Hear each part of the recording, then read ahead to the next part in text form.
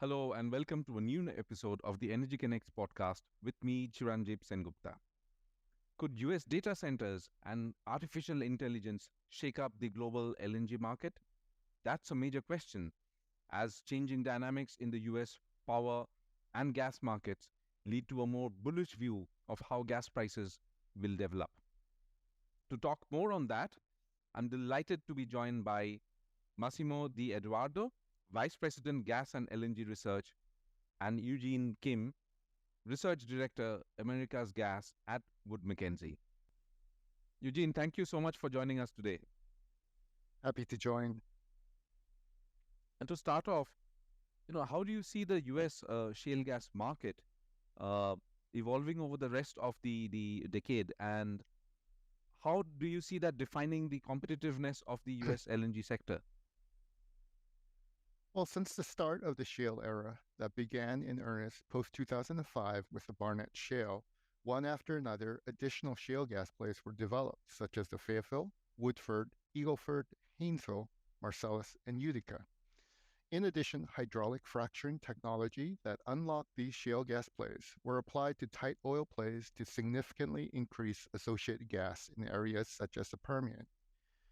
U.S. lower 48 gas production essentially more than doubled in the last 20 years to over 100 BCF a day. Instead of the fear of running out of gas that led to a build-out of LNG import terminals, we had too much gas, and hence the 180-degree turnaround to exporting LNG instead started in 2016. Since then, U.S. LNG feed gas requirements have grown to 14 BCF a day, or near 14% of U.S. lower 48 gas production. U.S. LNG feed gas requirements are set to grow further and more than double in the next 10 years. Underlying the growth and competitiveness of U.S. LNG exports are the vast low-cost gas resource base here in the U.S. This is also why U.S. gas prices do not price off a netback of global prices. The U.S. has a functioning gas supply curve in the long run. Higher oil and gas prices can bring more volumes to the market, and supply cost to do so is not significant or like a hockey stick. Put another way, the U.S. gas supply curve is pretty flattish to meet even higher market demand levels in the future. What has changed, however, is U.S. gas producer capital discipline and the development of pipelines to connect supply with demand. Gone are the days where producers chased absolute volume growth over margins. Producers are no longer outspending cash flow, and the ferocious land grab has all but ended. Producers are instead undergoing M&As to consolidate acreage and optimize operations. Not only is it increasingly difficult to build new pipelines in the U.S., the costs to do so are increasing. This is adding to the overall U.S. gas supply cost for LNG feed gas requirements. As associated gas starts to peak in the next 10 years in our forecast, higher cost non-associated gas will be increasingly called upon to meet future market growth led by LNG exports and more resilient power demand driven by AI and data centers. However, by higher cost, we see a need of additional Marcellus and Utica supplies that will have higher costs of transport due to the difficulty of building new greenfield pipelines in the Northeast. We never ran out of gas in the Barnett, Fayetteville, Woodford, and even in the Rockies. More lower-cost shale gas was developed instead. Additionally, exploration of new gas resources has been stagnant, as it was not incentivized during yet another period of low gas prices. We see a return to both necessary longer term, but the cost and the volumes associated with it does not have to increase significantly. We do not underestimate U.S. gas producer ingenuity. That's a fair point, and I think there's an excellent outline of how the market is evolving as well and the industry is evolving. If we look at the technology side of it, now digitalization and AI, they're seen as essential enablers of the energy transition. But also paradoxically, upscaling both will lead to a massive surge in power demand. What are your thoughts on that? Yes, so after over a decade of little to no growth, quickly developing large power loads are driving electricity demand growth right now. These large loads are originating not only by AI led data centers, but also from reshoring of power intensive industries such as chip manufacturing. There's also crypto mining, EVs, and all things electrification. In the past, electricity demand growth was being netted out by efficiency improvements, such as replacing incandescent light bulbs with CFL and LED ones. Data centers are actually not new. In the past, data center electricity demand growth was netted out by efficiency improvements as well. What is new is that generative AI is significantly increasing the computational needs of data centers. Data centers are getting larger and larger, and even new terminology such as hyperscalers are being introduced. Today's hyperscale data centers consume enormous amounts of power, of which 40% is actually necessary just to cool down the massive scale of server racks, memory, and networking. Compared to our prior outlook, we forecast about 5% higher overall power loads, growing from today's 5,000 terawatt hours to 7,000 terawatt hours by 2050. However, like the dot-com boom in the late 1990s, we might be overstating the impending surge in power demand requirements of data centers. Will technology enhancements be made to result in efficiency improvements, especially in terms of more power efficient GPUs? Additionally, not all data centers require 24/7 power. Some have flexible loads that are batchable and can be shifted to periods when we have an overabundance of renewable power or when there are lower overall load periods. Or is the Jevons paradox potentially coming into play where we actually increase power requirements even further? One thing is for certain, the power growth trajectory of data centers is highly uncertain. There will be competition between large loads to connect to the grid, and constraints that utilities will play a big role in determining its overall growth rate. We estimate that the current power draw of data centers is 25 gigawatts, or approximately 5% of US electricity demand. If we assume 60% of this 25 gigawatts is met by gas generation, then data centers today use 2 BCF a day of gas. That's less than 2% of US lower 48 gas production. If data center power requirements double to more than 50 gigawatts, or let's say it even quadruples to over 100 gigawatts by 2030, US gas demand would gain another 2 to 6 BCF a day, assuming that gas generation continues to provide a 60% share of data center-led power growth requirements. However, more gas generation conflicts with climate initiatives and clean energy goals. In terms of quickly built, reliable, low-cost power, new gas generation would be an obvious choice. Additionally, the existing thermal fleet can run harder and even defer coal retirements. However, the tech companies behind these data centers, such as Google, Microsoft, Meta, and Amazon, desire clean energy to power their data centers and meet their own sustainability goals. Public utilities are also under pressure to reduce their emissions and attain 100% clean energy. Furthermore, the latest Environmental Protection Agency power plant emissions regulations and carbon capture requirements, if upheld, will further diminish gas generation's attractiveness. gas power generation increases will also need to be complemented by more pipeline and storage capacity. It is increasingly challenging to build new gas pipelines due to permitting delays and public opposition. Without low-cost U.S. gas supplies connected to power demand, the existing pipeline grid will be under stress to deliver incremental volumes. Gas storage would also need to expand to avoid gas deliverability issues during peak demand days. Build out of both will result in higher U.S. gas supply costs. With U.S. gas markets already set to expand through growing LNG exports, low-cost gas supplies will be further stressed to meet a massive surge in power demand if realized.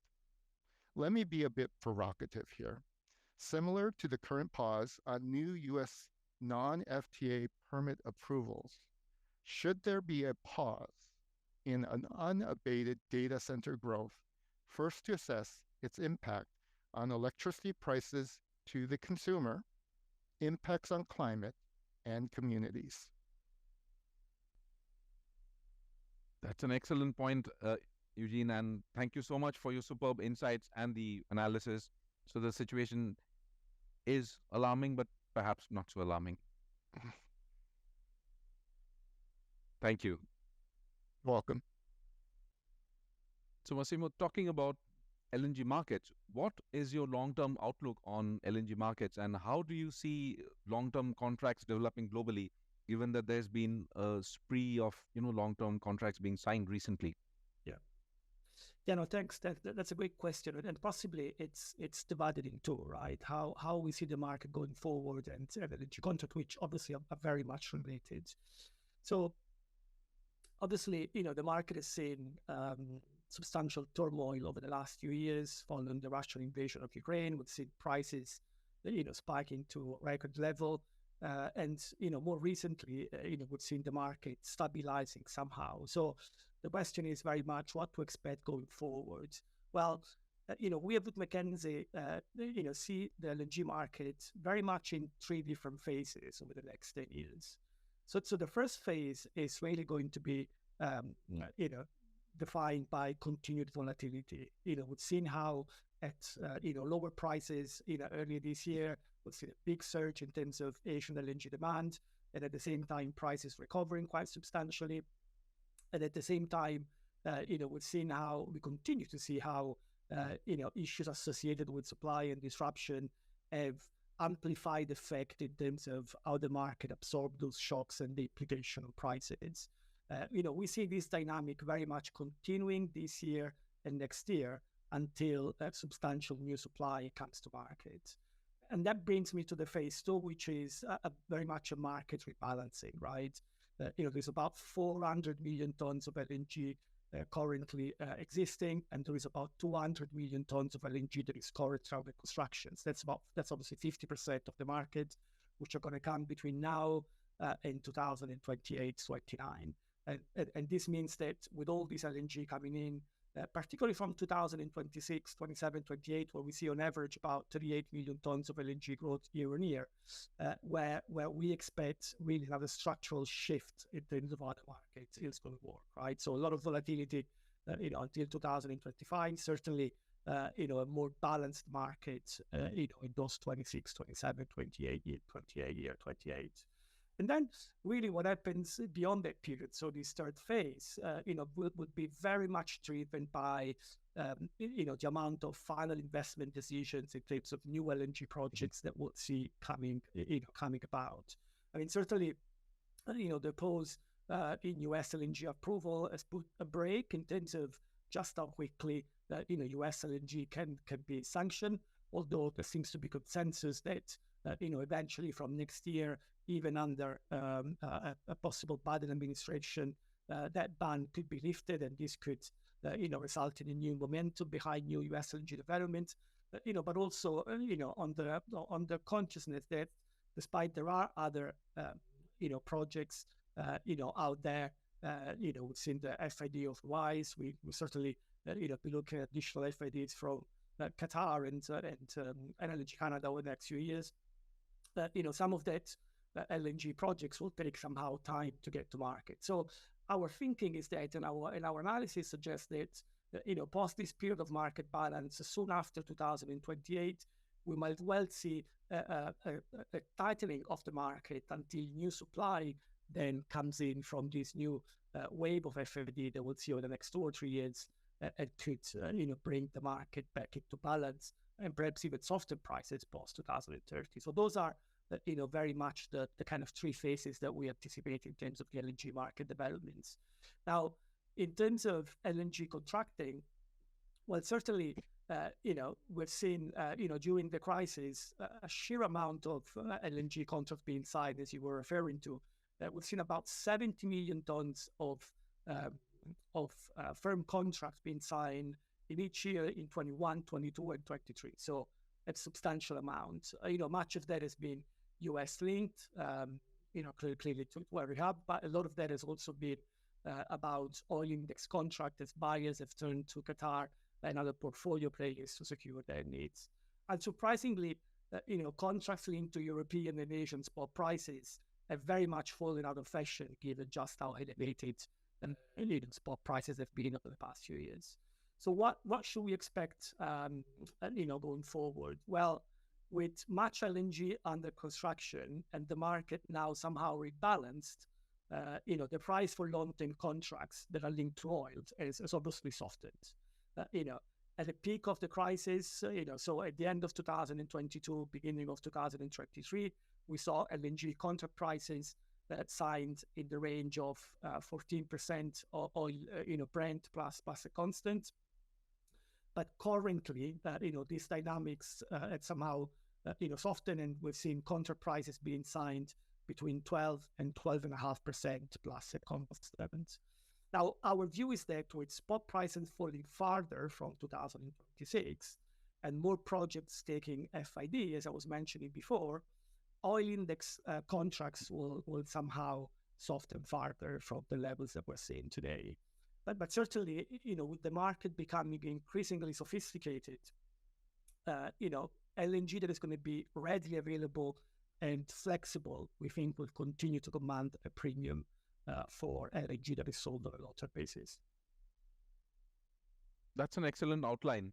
And since you mentioned both US and Qatar and the dynamics now developing, if you look at the long term and as the demand grows, do you think this will also spur, let's say, new investments outside of these 2 major players? Yes, that's that will certainly be important to materialize.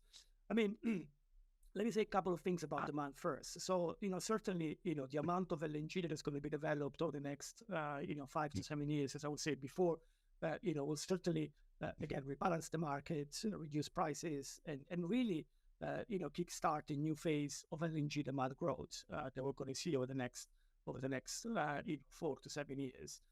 What is going to happen post that period, so post 2030, it's perhaps more uncertain, right? So, we think, countries in Northeast Asia, so the traditional big importers of LNG, Japan, South Korea, Taiwan, will see perhaps LNG demand starting to decline again. We're going to see perhaps peak LNG imports in Europe post 2030 as gas demand reduction accelerates. Although we're continue to be positive about just how resilient the LNG imports is going to be. And so all the kind of LNG demand growth will shift, back into emerging Asian markets. Certainly China in the medium term, perhaps not necessarily into the longer term, and certainly, other markets in South Asia and Southeast Asia. But what it means is that given the different trends in terms of where demand is going to go, the strong increase in demand that we'll see over the next 5 to 7 years might not be necessarily replicated beyond 2030. We still expect growth, but not to the same level that we're going to see over the next 5 to 7 years. When it comes to new LNG developments, well, certainly there are some areas outside of US and Qatar that look promising. Perhaps the number one is Canada, where closest to the Asian markets and the possibility to avoid to not needing LNG transit through Panama Canal. and the abundance of relatively cheap resources place it well positioned to supply the growth in those markets.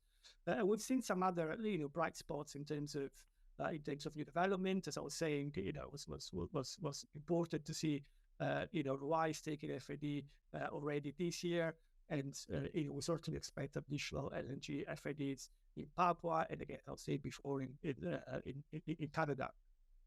But I think the two big regions in terms of other availability of gas resources that were very promising only a few years ago, at the moment look very troublesome, right? Obviously, I'm referring to Russia with Western sanctions and all the political tensions, but also remains unclear whether Mozambique, the other big gas resource region, can develop land-based solution anytime soon. Certainly. FLNG remains a more viable option, but we see more of those. But again, land-based solutions remain somehow uncertain. So while there are some bright spots, and certainly we'll see additional supply outside of those two regions taking final investment decisions. The reality is that the growth in future LNG demand will primarily be supplied by additional developments in the US and Qatar. That's an excellent overview, Massimo. Thank you so much for your superb insights and the analysis, and thanks for joining us today. Pleasure. Thank you. A big thank you to everyone joining us, and a quick reminder to follow us on our social channels. I will be back with more guests from across the energy in the next episode of the Energy Connects podcast. Until then, goodbye.